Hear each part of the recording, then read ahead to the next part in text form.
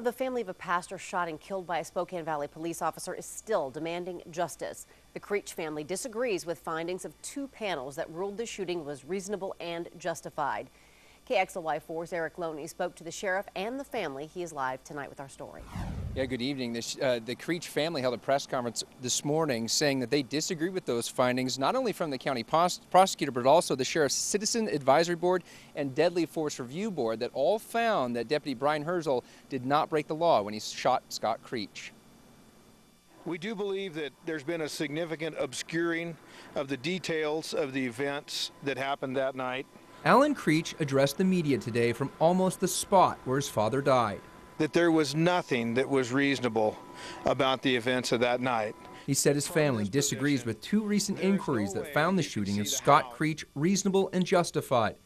Scott Creach's widow says the incident has shaken her belief in police. And now, when I see one, I just want to duck and run because I do not feel safe. Scott Creach was shot and killed by Sheriff's Deputy Brian Herzl 9 months ago in the parking lot of his Spokane Valley nursery.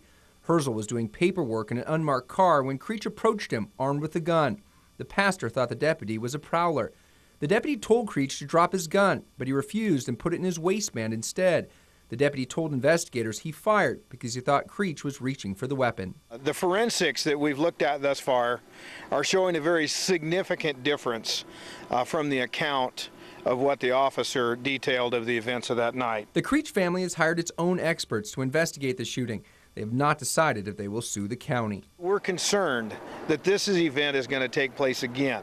And so we've appealed to the sheriff, we've appealed to community leaders to make changes. Creach says changes include marking all patrol cars and stop parking on private property. He recently installed a gate on his own parking lot to keep sheriff's deputies out.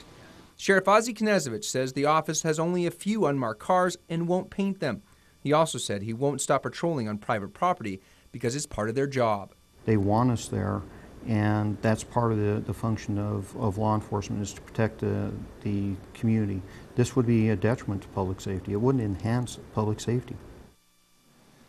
Now, yesterday, two Spokane Valley state lawmakers introduced a bill that would ban police from using private property for routine things like paperwork. Of course, the sheriff strongly opposes that bill.